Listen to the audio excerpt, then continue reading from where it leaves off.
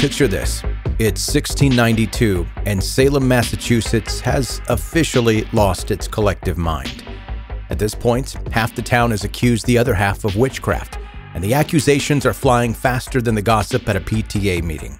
A respectable 81-year-old farmer named Giles Corey is dragged into this madness. But instead of going quietly, he decides to stage a silent protest, like literally silent. He refuses to speak, which turns out to be a bad idea when your punishment involves being crushed under a pile of rocks. But the thing is, it wasn't just about witches and black cats. No, it was personal, with local politics, family feuds, and some questionable leadership thrown in. The Salem witch trials were the ultimate small-town drama on steroids.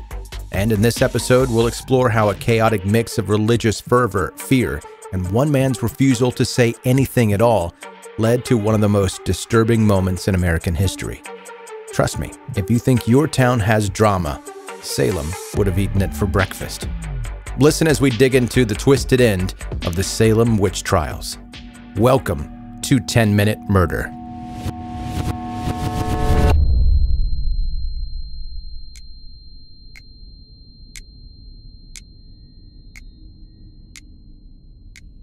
Before Giles Corey found himself facing accusations of witchcraft, the Salem courts had already seen their share of unlikely defendants, like George Burroughs, a Puritan preacher with some serious political baggage, and Bridget Bishop, a tough-as-nails tavern owner. But for Giles, the trial hit even closer to home. Just a few months earlier, his own wife, Martha, had been accused of witchcraft and stood on the very same spot in court. Now, it was Giles' turn to face the hysteria, and things were about to get a whole lot darker. By then, Giles was 81 years old and had lived a life. As one of the earlier settlers in Salem, Giles was well-liked, but he still had a bit of a reputation. As a younger man, he'd been in trouble a few times with the law for petty thievery or for breaking procedure when it was his turn on the watch.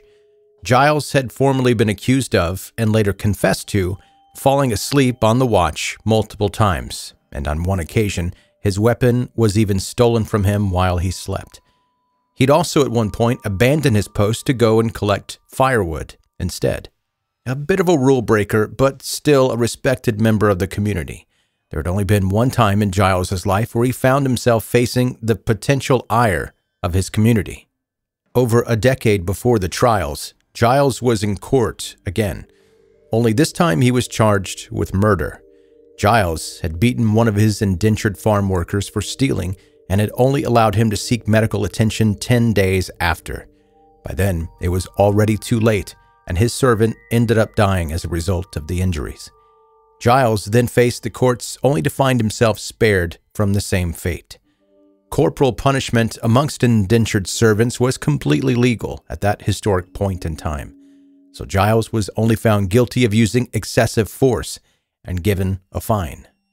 It was in that very same courthouse that Giles then watched his wife, Martha, be accused of being a witch after she questioned whether the girls Betty and Abigail were telling the truth about being afflicted by dark magic.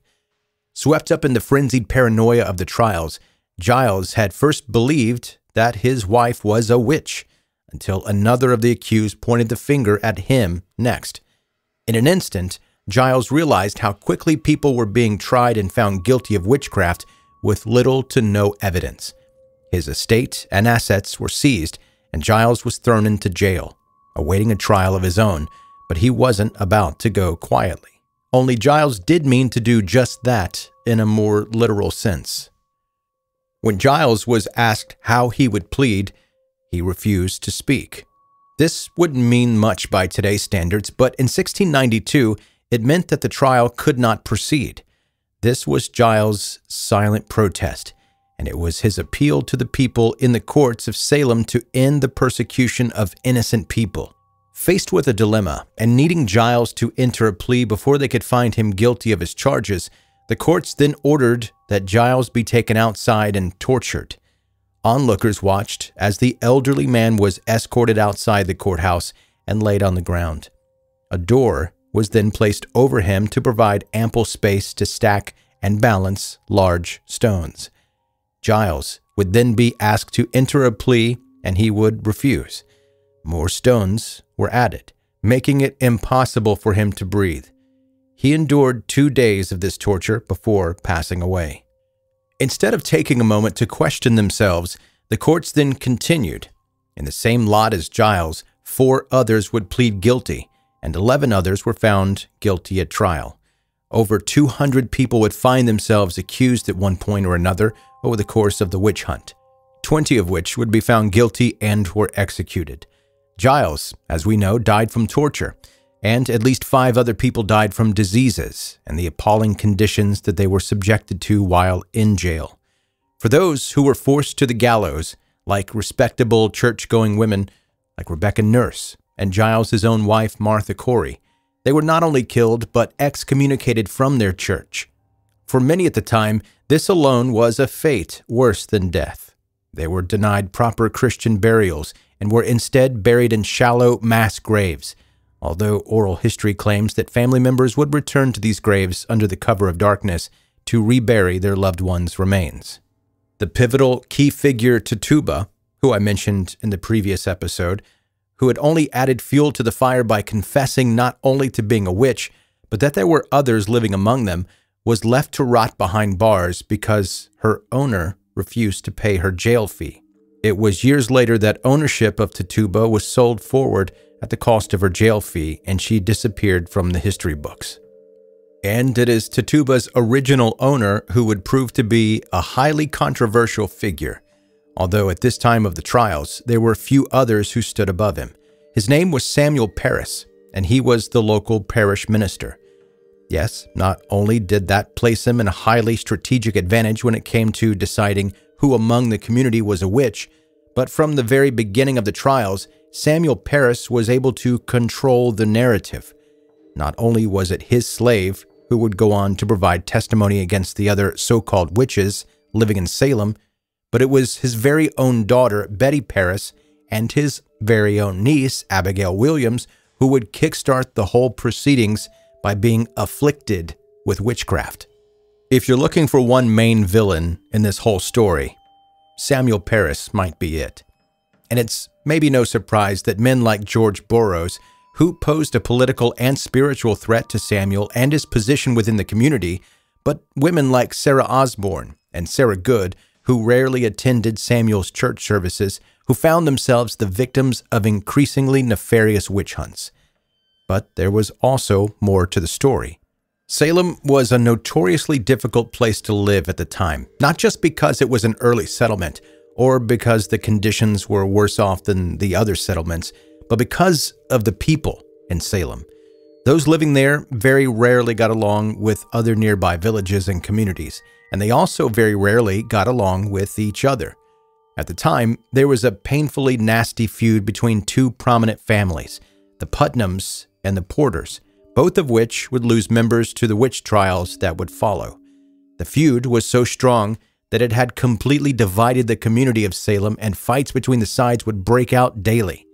Samuel Parris, acting as the local parish reverend, would often be called in to handle these disputes, and would often find himself in a lose-lose situation. It was only with the threat of a common enemy, in this case the theoretical threat of witches, that allowed the community of Salem to put aside their differences and finally band together. Many believed that the initial idea of witches and witchcraft had been Samuel Parris's attempt to end the feud altogether, or that it had been a sweeping political move on his end to solidify his position in a growing, contentious, and difficult community. What happened afterwards had been the result of a dangerous groupthink fueled by religious zealotry and bigotry. But it could have, of course, also been fueled by the emotional aftermath of the British war with France that had taken place across the American colonies. Coupled with fears of attacks from Native American tribes, a recent smallpox epidemic, or the possibility of poisoning brought on by a fungus found in their food. And, of course, like Martha Corey, we cannot discredit the theory that the girls were simply making it all up. Both Betty and Abigail had allegedly tried their hands at divining their futures, and it was after that that they began to display suspicious symptoms. Betty was also known to have these fits and outbursts, and to quickly break down into tears. She would often tell her family that she was damned, something that she would have believed from her own father's teaching about witchcraft and divination. Was it possible that all of this had been Betty and Abigail acting out against their parental figures? Desperate to save her child and to spare her daughter from the fate of being used as a witch finder, Betty's mother sent her away to live with distant relatives. There, Betty's symptoms quickly faded away, and she made a full recovery. Was distance all that Betty needed to be free of the religious fervor of Salem, or had it been the distance from her reverend father? Had the move spared her from the influence of poisoned wheat, or had Betty simply been a young girl sick and tired of the confined and small-minded puritanical future that awaited her in Salem? It's hard to say, but looking at historical records, we can see that it was mainly marginalized women and members of the community who found themselves targeted by the witch hunt and ongoing trials. All it took was one accusation, especially from an already accused member of the community attempting to save their own neck, and a person could find themselves on the way to the gallows. Evidence wasn't particularly needed, not in a modern sense type of way. An afflicted person could simply say that they had seen the image of a person while experiencing an attack, and that, more often than not, would be enough to lead to a conviction. It was this hysteria and paranoia that allowed men like Samuel Parris and clergyman Cotton Mather to rise to power and sway the masses, further adding fuel to the fire and removing any political opponents they may have had. It wasn't long after the trials that people began questioning the legitimacy of the whole proceedings. The victims and their families were posthumously declared innocent and awarded some level of compensation. But Tituba was, perhaps not surprisingly, not among them.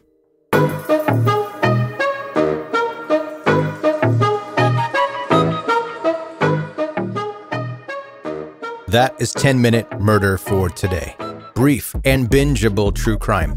I'm Joe, I'm the host, and thank you for taking the time to listen. And I need to say this, I need to get it off my chest right now, because if I don't, I'll explode. I used the double negative right there at the very last of that, the very last sentence. Double negative came right out of my mouth. And I know you may not even have caught that. If you're my high school English teacher, you definitely caught that.